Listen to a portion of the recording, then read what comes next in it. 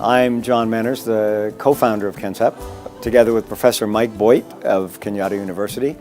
This was in 2004. He and I began it as a kind of an informal effort to try to help a few gifted students from rural parts of Kenya who would never previously have had a chance at world-class higher education to get into the very best colleges in the United States.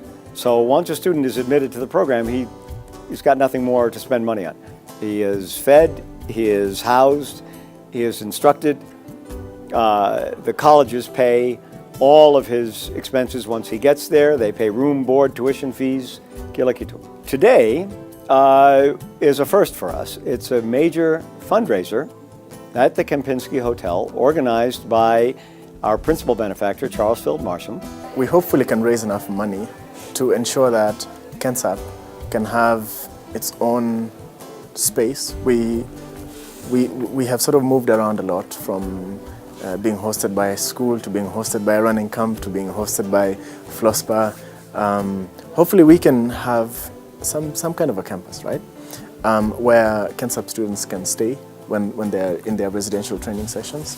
And hopefully it can be also a meeting point for KenSAP alums like myself to come together, establish this community of Kenyans who are interested in contributing to the country. So we have invited guests here, and we're trying to talk to them about our stories and about what KenSAP is, and to find ways for them to support KenSAP, because we need sources of funding to keep KenSAP running. We need to have people to support, so once I got into KenSAP, I paid nothing, and I've never paid anything up until now, and so we need for that to continue and to help more and more students. And the only way to do that is by reaching out to people and telling our stories, and hoping that by listening to them, they'll be able to generously support us in the way they can.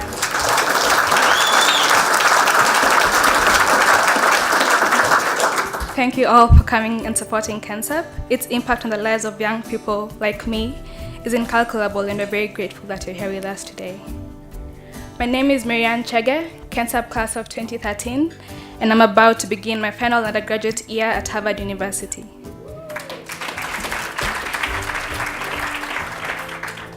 As you can imagine, the experience has been utterly life-changing, not only for the formal education or the informal exchanges with some of the world's most brilliant minds, or the career opportunities, but for the breadth of my imaginations. My dreams have grown far beyond the limitations of my humble beginnings and beyond what I once imagined to be my place in the world. I was born in Murang'a County, Kahura Sub-County, a place known for subsistence tea, coffee, and dairy farming. It is also known for the saying, "Onama horia dhitima no tukunywa." Lightly translated, even if you switch off the lights, we will continue to drink. Well, this space is associated with people who become blind from drinking illicit brews. Murang'a is also notorious as the home of the Mongiki, among other criminal gangs. I believe such social ills are the result of shattered dreams of young people to whom life has offered very little. I was lucky enough to find in education a way to persuade life to offer me more. KenSAP has enabled me to receive an education at the world's most celebrated institution of higher learning, and to dream even beyond that.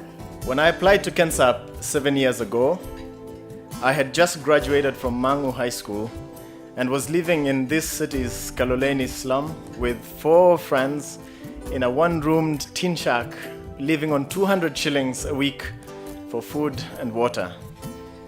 Today, 2 years after leaving Harvard, I can pay my sister's school fees, and I can buy health insurance for my whole family.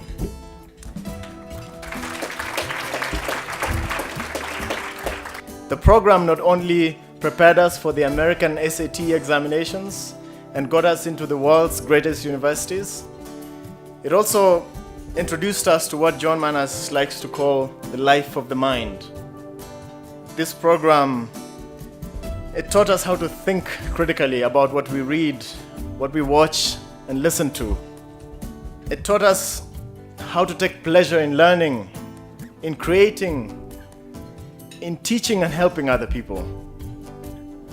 I think I speak for every KenSAP student here tonight when I say that we were properly prepared for the challenges and rewards that we would face in the great universities that we attended. I was born and raised like any other South Sudanese kid in South Sudan. As a South Sudanese, I come from a large family. I have 22 siblings. My friends joke that if my family was a Kenyan, I would easily become an MCA.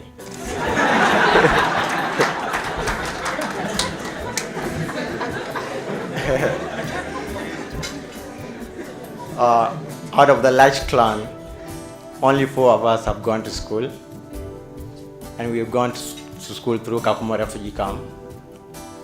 My older cousin and I walked and hitchhiked 400 kilometers to Kakuma refugee camp for 3 months. Until I reached Kakuma refugee camp, the goal was possible now. I went to school for the first time. I did so well in my primary education. I was ranked the 4th best in the whole of Kenya, and the best reward was I got a place at the Alliance High School.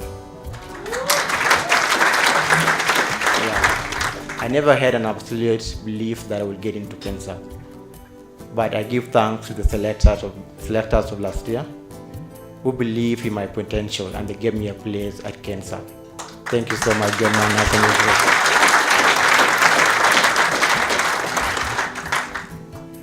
With their help, I was able to survive the SATs, learn about the American education system, what I could not read in my books in high school. I navigate the application process, and thankfully, I was admitted to the dream school of everyone, the Harvard University.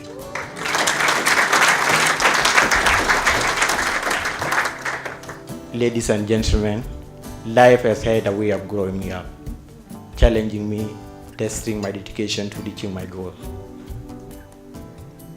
I have been a refugee since 2005. I've gone to school without seeing my parents for 12 years. Nevertheless, I embrace the challenges as a student, and like another student in Africa, we all deal with handicaps, ranging from civil wars, negligence from our parents, poverty, but all in all, we depend on your help. Helping the less privileged among us is showing your humanity. Your humanity is that glowing center in you. What makes you believe that you are better off because other people are better off? Thank you so much. Enjoy your evening.